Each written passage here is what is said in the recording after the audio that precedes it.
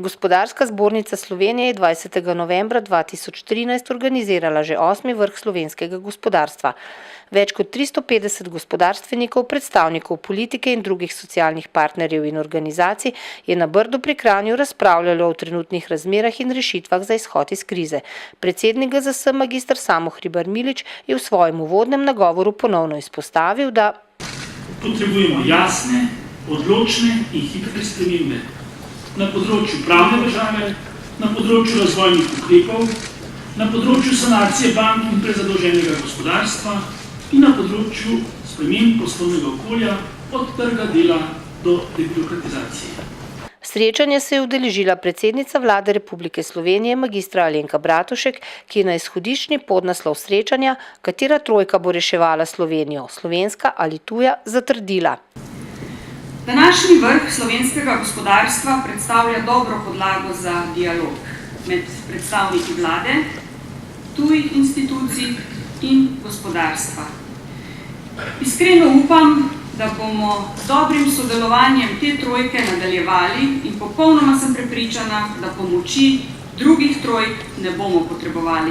Na vprašanje, ali smo po nedavnih ocenah mednarodnih finančnih institucij in poročilu Evropske komisije v Sloveniji vendarle lahko vsaj nekoliko optimistični, pa je odgovorila. Ja, jaz mislim, da imamo razloge za optimizem, teh razlogov je več.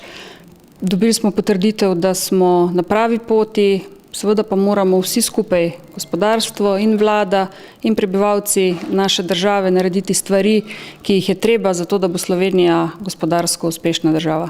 Pogled Evropske komisije je predstavil Ištvan Pasekej, direktor v Generalnem direktoratu za gospodarske in finančne zadeve pri Evropski komisiji. Poudaril je, da slovenske težave izvirajo pretežno iz domačega okolja, zato je tu mogoče najti tudi rešitve. Za Evropsko komisijo je spodbudna novica, da se slovenske inštitucije tega zavedajo in zato prevzemajo odgovornost za reforme. Pri izvajanju nujnih reform na pomembnih področjih, kot je izboljšanje stanja v bančnem sektorju, je bil dosežen viden napredek. Vendar je na nekaterih področjih treba storiti še veliko. Predvsem je treba izboljšati poslovanje podjetij v državni lasti, sprejeti strategijo upravljanja naložb in izpeljati privatizacijo podjetij, ki jih je vlada določila za prodajo. Drugi osrednji govorec tokratnega vrha gospodarstva je bil Branko Žibret, partner in vodja tima jugovzhodne Evrope v svetovalni hiši A.T. Kearney. Pa jaz verjamem, da je čas za pozitivna sporočila. Jaz mislim, da je čas, da začnemo program preobrata v Sloveniji z programom odpiranja novih delovnih mest. Jaz mislim, da je to ključno za gospodarstvenike, za državljane, vse skrbi materialna prihodnost, vendar brez ključnih strukturnih reform pri programu odpiranja delovnih mest vseeno ne bo šlo. Udeležence srečanja je nagovorila še Marta Šulc, podpredsednica Avstrijske gospodarske zbornice, ki je svoj nagovor zaključila z besedami. I can see some similarities between Slovenia and Austria, and I do hope that those committed to the reform process this will lead our countries. This will create economic growth and employment. Srečanja so se udeležili tudi nekateri ministri, ki so predstavili prioritetne cilje, naloge in ukrepe v svojih vladnih resorjih. V mojem resorju bi izpostavil dve, ki sta pomembni za gospodarstvo. Prva je preiskovanje in pregon gospodarskega kriminala in korupcije. Policija ima to kot vrhovno prioriteto, ker gre za področje, ki je izjemno pomembno za vračanje občutka pravičnosti in zaupanja v družbi. Drugo pomembno področje za gospodarstvo je pa debirokratizacija. Naše ministrstvo je nosilec projekta Stop birokraciji, v okviru katerega zbiramo predloge za poenostavitve različnih postopkov in potem seveda preko vlade zavežemo ministrstva, da to tudi storijo. Nekaj pomembnih poenostavitev je bilo narejenih, čaka nas pa ogromno dela. Najbolj šibke točke so gotovo prostorsko načrtovanje, področje prostorskega načrtovanja, gradbenih dovoljenj, soglasij, viz, delovnih dovoljenj in še nekaj drugih. Kar se nanaša na gospodarstvo, je predvsem aktivna politika zaposlovanja, torej da so ukrepi, ki jih ima država na voljo in jih daje gospodarskim subjektom taki, da jih gospodarski subjekti tudi izrabljajo, ker s tem zagotovimo dejansko zaposlovanje brezposelnih oseb in v tem pogledu je v tem trenutku prioriteta predvsem mladi, njihovo zaposlovanje.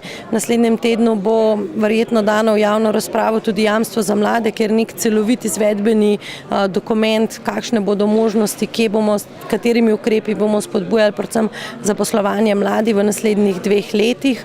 Tukaj gre predvsem za dokument, kjer povezujemo tako izobraževalni sektor, gospodarstvo in pa naš sektor dela, ker se mi zdi, da je ključ. Tudi pomembno je, da smo sprejeli že ukrep oprostitve plačila subvencij za delodajalce, ukolikor zaposlijo mlado brezposelno osebo.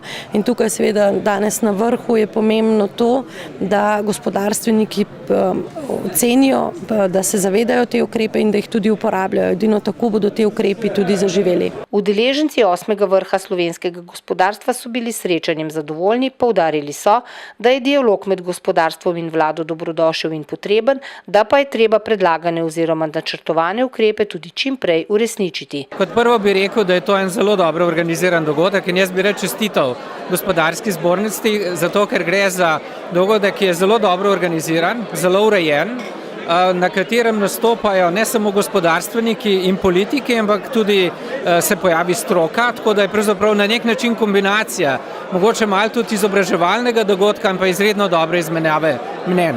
In tako da mislim, da je udeležba na takem dogodku ne samo prijetna, ampak tudi zelo koristna.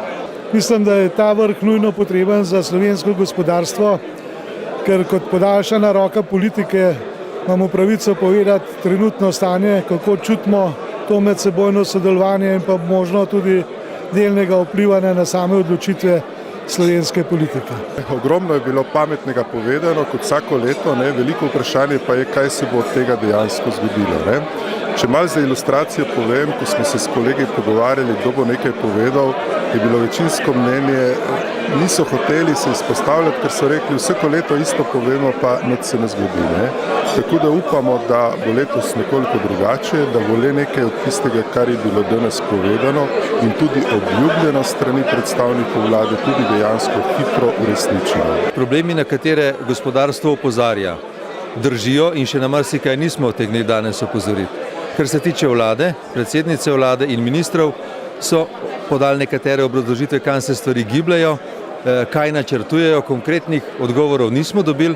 Zdaj, zakaj lahko pričakujemo rešitev, zakaj smo lahko optimistični, ker glede na krivulje gospodarske rasti, položaja Slovenije v ekonomskem svetu, v ekonomiji Evrope, kažejo, da bomo verjetno zelo kmalu prišli do dna in potem bomo lahko začeli z začetka.